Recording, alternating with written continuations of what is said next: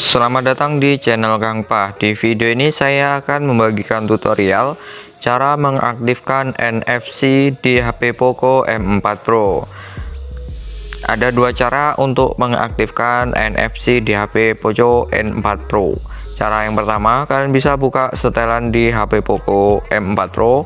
Kemudian di sini teman-teman buka yaitu koneksi dan berbagi.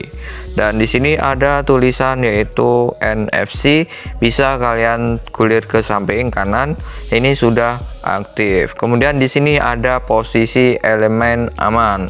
Nah, kalian bisa atur-atur di sini. Oke, itu cara yang pertama. Cara yang kedua untuk mengaktifkan NFC di HP Poco M4 Pro, kalian bisa gulir ke bawah panel atas ini, kemudian kalian tarik dan di sini ada NFC. Kalian bisa aktifkan di sini.